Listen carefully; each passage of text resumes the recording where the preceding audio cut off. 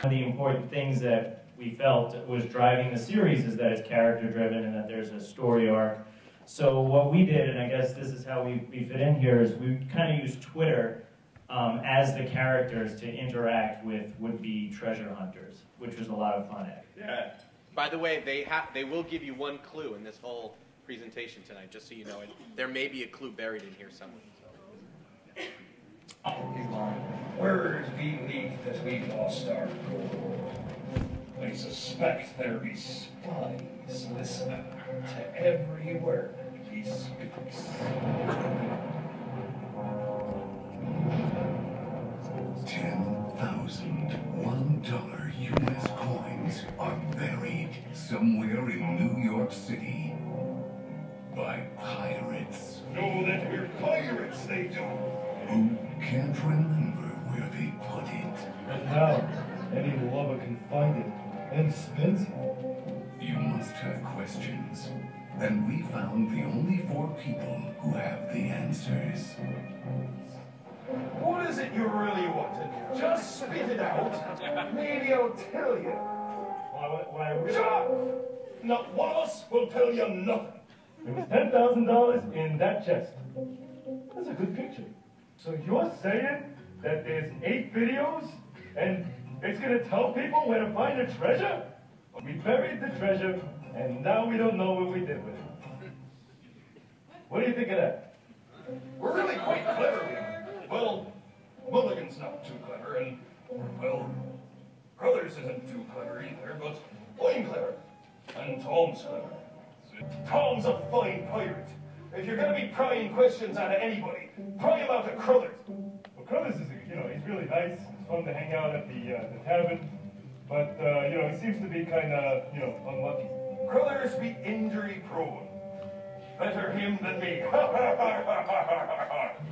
don't know what the internet is, and I don't know who you are.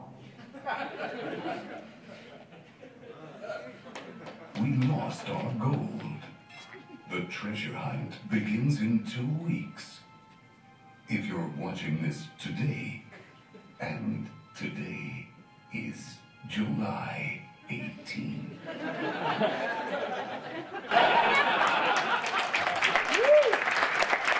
Thank you.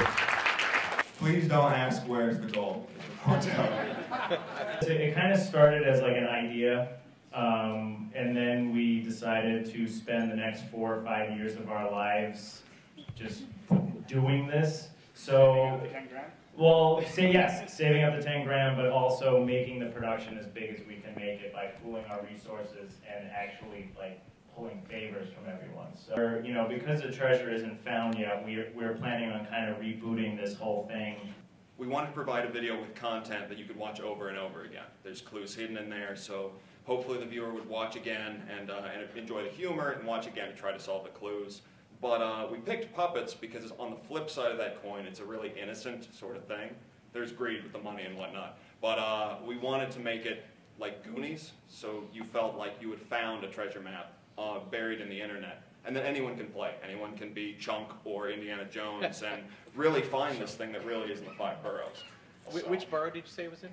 It's in... Lord, you're really savvy bugger. And Did you make the puppets? He made me.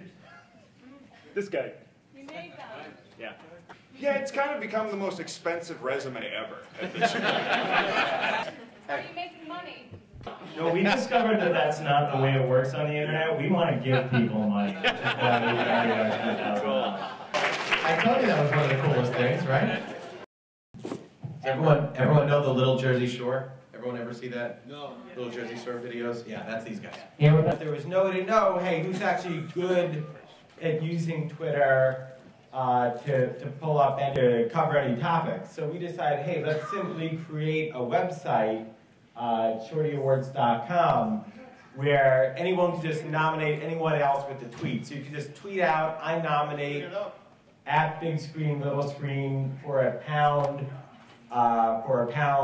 comedy award. Within 24 hours, it became a top trending term on Twitter. We quickly got covered in the Times, the Journal, all over. At the time, people were almost appalled at the idea that anybody would give an award to someone for just typing out 140 characters. But we, with that, we had to quickly throw together an award ceremony.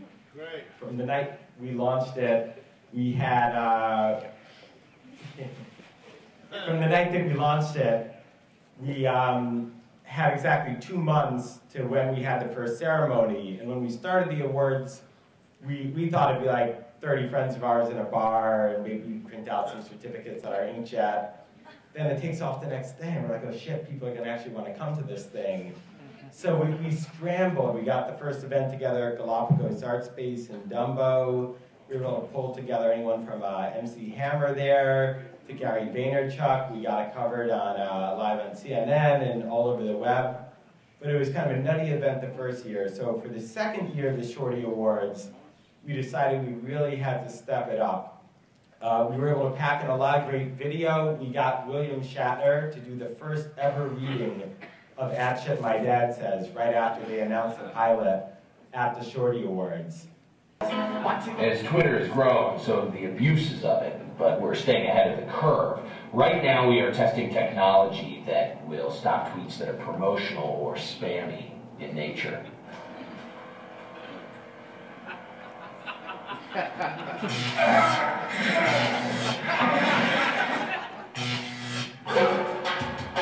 Today we're doing patrols, stomping out people who use Twitter at inappropriate times. Rodriguez is an undercover specialist, so we're in good hands. Freeze! Twitter cops! Go! Get down! Get down! You're having a special moment and you're gonna tell someone else about what's going on? And you pay attention to her? I didn't know that was illegal. That's not illegal, it's disrespectful!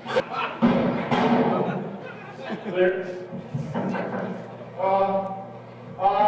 Sir, you know, a lot of people use bathrooms nowadays to tweet. You're not doing that, are you? You got an iPhone there, sir. Turn it around, sir. Turn your iPhone around. Someone's in here. Yeah, clearly. Put it out. Take it. We're making headway. I think that by this time next year, this Twitter fad will be behind us. Co-founder Lee will talk about our next video. So Twitter is really popular with celebrities. There are so many celebrities on Twitter, as we found out by doing the Shorty Awards. And once these celebrities found out that there was an award they can win, they were all for that. She emailed us one day. We got this email from Susie Orman at AOL.com, this AOL email address. It's from Mark Z. Let's find out what it is she wants to buy. Mark, what do you want to buy? Susie, I'm looking to buy a website. A website? And how much is this website? Let me take a look. I see you spend $1.5 million on Twitter. Do I have that right? I was looking to offer $2 just to make sure they knew I was for real. I took $2 million on Twitter. Like, before I look at your money, like, why do you need to buy it? Can't you just go get a free account on Twitter? You know, Twitter, you can get it for free. Yeah, look, you gotta go big or you gotta go home. I gotta keep up with my friends. You know, one up them. You just want to one up them, like, and can't you just buy like a website? Like, you know, there's $7 on like GoDaddy. I'm for real here. Bring home the money to me. Show it to me. Okay, $5,000 a year. My expenses are $2,500 a month. 300 million liquid in Facebook. Not even have a degree. How did you do your job? Yeah, I think I'm doing okay. You didn't graduate. You do your job, I'll do mine. I tell you, here's the thing. You want to buy a company for billions of dollars that doesn't even have any revenue coming in whatsoever. Are you kidding? You are denied. Sorry, you're still denied. Stick where you are. Oh, but let's just face this. You got the money. I got the book. So hopefully you enjoyed yourselves, and we'll see you next month at BigScreen.